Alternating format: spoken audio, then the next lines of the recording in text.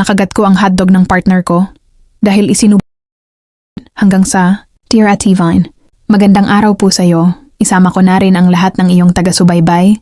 Malimit ako dito sa iyong page. Naaliw akong manood at magbasa. Hindi ko akalain na daranasin ko ito, na isa rin akong makakapagsulat at ipapadala dito sa iyong palatuntunan. Pakitago na lang po ako sa pangalang Hia. 27 anyos, may kinakasama po ako na si Arnold.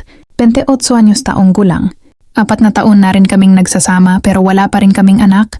Mabait naman po si Arnold, makisig, mapagmahal na asawa. Hindi ko lang matagalan sa kanya ang Masyado po siyang mahilig talaga at hindi pwede ang isa or 2 beses lang, nakakarami talaga siya. Kung hindi pa talaga ako nagagalit ay hindi ako titigilan. Parehas kasi kaming may trabaho. Palagi akong napupuyat dahil lang sa kagustuhan niyang makarami sa gabi. Kaya yung mga ibang ka-workmates ko, lagi akong tinatanong kung may sakit ako. Malaki na kasi ang eye bag ko, tapos namamayat na ako. Kaya sinabi ko sa partner ko na tuwing day off na lang siya pumaspas. Para kahit magdamag, walang problema. Pwedeng gumising ng tanghali. Dahil sa pakiusap ko, pumayag naman si Arnold. Basta gabi-gabi may 1 round. Nag-okay na rin ako, pampasarap na rin ng tulog, kaya tuwing Sabado ng gabi, naku, pinaghahandaan talaga niya ang gabi namin. Hindi ko nga akalain na kaya niyang maka-6, aaminin ko. Sumasakit ang pechay ko, natutuyot.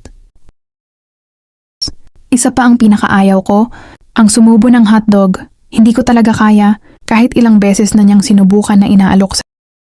Hindi ko talaga kaya, nasusuka ako at nawawalan na ng gana. Pero gustong-gusto ko naman na kinakain ng pechay ko. Kaya lagi niyang sinasabi na napaka-unfair. Ano magagawa ko kung hindi ko talaga kaya? Isang gabi, Sabado yung day off namin. Nag-inom muna kami ng asawa ko. Bago magbengbangan. Alam ko naman na may binabalak ito sa akin. Pero hinayaan ko na lang. Sa isip ko, why not? Baka kung may tama ako ng alak, makaya kong kumain ng hotdog na may white sauce.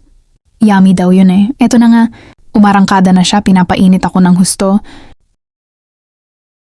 Hanggang sa sumisid na sa aking matubig na kuweba. Ako naman ay napapanganga sa rapsa at maya-maya muli siyang umitaas. Naramdaman ko na lang na ipinasok niya sa bibig ko ang juicy hotdog na tinudo pa niya sa gulat ko. Ay nakagat ko si hotdog. At sa bigla naman niya ay nasampal ako ng malakas. Bigla ng pangyayari.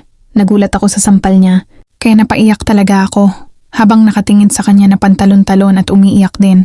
Sa sobrang sakit, siguro sa diin ng pagkakagat ko, lumabas muna siya ng kwarto at doon natulog sa salas. Kinabukasan, hindi kami nag-iimikan. Hindi ko alam kung sino ang may kasalanan sa aming dalawa. Ako na kumagat sa hotdog niya or siya na sinampal ako. Kailangan ba talaga? Sa tuwing may loving-loving, may kainan at subuan na nagaganap, paano kung hindi kaya, hindi carry? Doon ba talaga nasusukat ang tunay na pagmamahal? Para sa akin, ang tunay na pagmamahal, sinasamahan ka sa hirap at ginhawa, nagtutulungan sa lahat ng bagay, at hindi pwedeng hanapin ang wala sa'yo. Nagimikan din kami ni Arnold makalipas ang 3 araw.